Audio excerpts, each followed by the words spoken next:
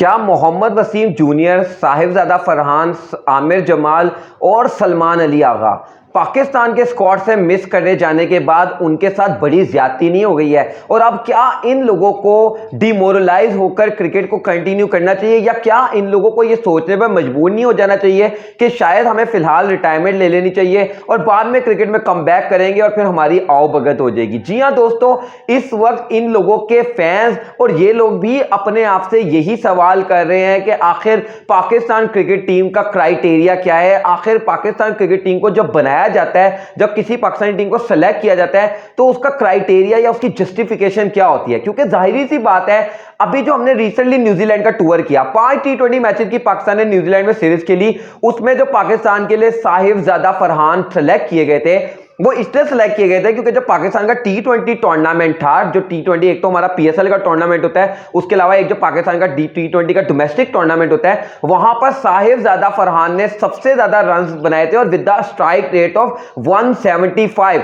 175 के strike rate से साहिबजादा फरहान ने रन बनाए थे। उनको सेलेक्ट किया गया, न्यूजीलैंड ले जाकर उनको एक मैच भी नहीं खिलाया गया, पहले 4 तो नहीं खिलाया गया, आखिरी मैच उनको खिलाया गया और उसके बाद अब इस सीरीज से उनको ड्रॉप कर दिया गया।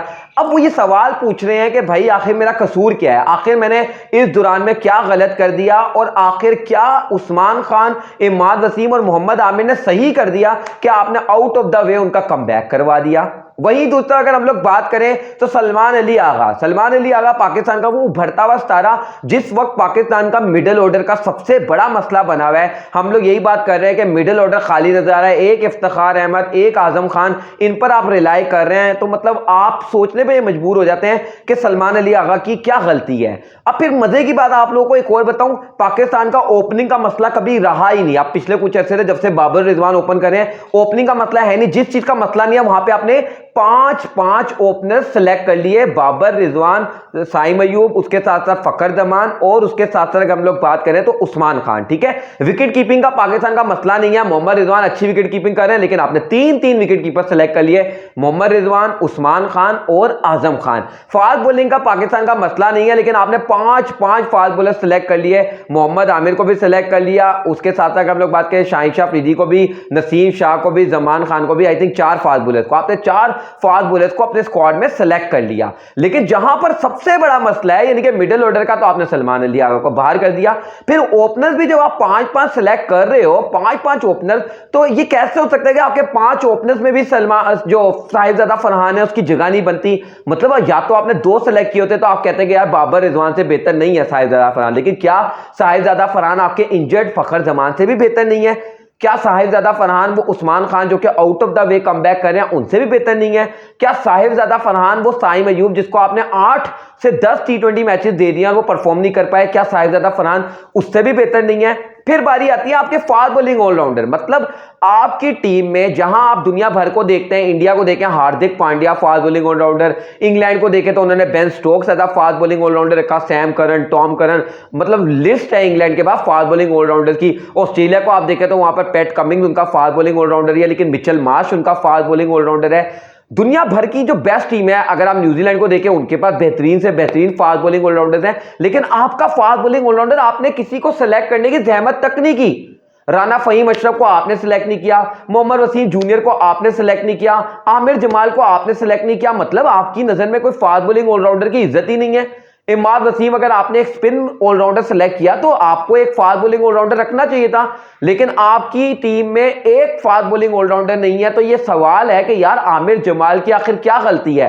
आमिर जमाल जो कि लगातार परफॉर्म कर रहा है, या मोहम्मद वसीम जूनियर जिसने इंटरनेशनल में, अगर उसका PSL में अच्छा नहीं भी गया, मैं मान लेता हूं उसका PSL अच्छा नहीं गया, लेकिन इंटरनेशनल तो मोहम्मद वसीम जूनियर का बहुत बेहतरीन गया है ना। मोहम्मद वसीम जूनियर को आपने किस खुशी में बाहर किया? और अब जब मोहम्मद वसीम जूनियर को आपने बाहर किया है तो मुझे मोहम्मद आसिफ की वो बात याद आ गई। मैं वैसे मोहम्मद आसिफ से इतना बातों पे इत्तेफाक नहीं करता, लेकिन मोहम्मद आसिफ ने ये बात बोली थी जब मोहम्मद आमिर वापस आया था कि भाई मोहम्मद आमिर के वापस आने से ना 2 क्रिकेटर्स का कैरियर जो है वो तबाह होगा, एक है हारिस रऊफ और एक है मोहम्मद वसीम जूनियर। अब आप देखिए दोनों टीम से बाहर है।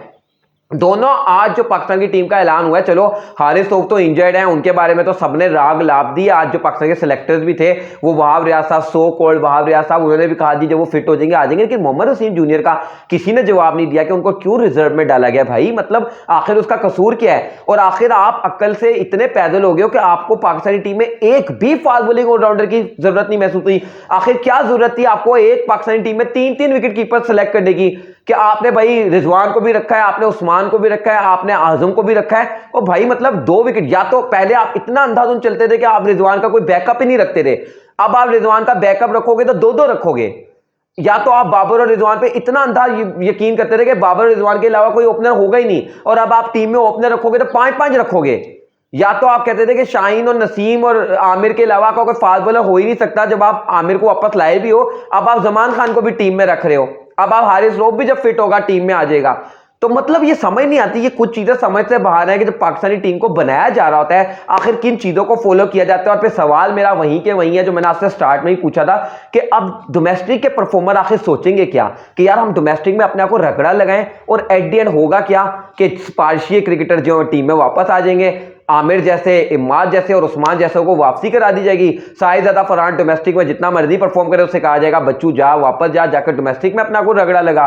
उसके साथ साथ सलमान अली आगा पीएसएल में जितना मर्जी अच्छा करते उसको कहा जाएगा नहीं भाई मिडिल ऑर्डर हमारा खाली है, सिर्फ इफ्तिखार के अलावा हमारे पास कोई नहीं है। लेकिन फिर भी थैंक यू सो मच, हमें आपकी जरूरत नहीं है। सलमान अली आगा, आमिर जमाल जितना मर्जी परफॉर्म करें हम कहेंगे हमें फास्ट बॉलिंग ऑलराउंडर चाहिए ही नहीं, हमारे पास है नहीं। Imad Wasim spin bowling all rounder बस काफी है। मतलब ये पाकिस्तान क्रिकेट का हाल है। वीडियो को लाइक करिएगा, चैनल को सब्सक्राइब करके बेल आइकन को लाजमी करिएगा। मुलाकात करते हैं नेक्स्ट वीडियो में, तब तक के लिए अल्लाह हाफिज।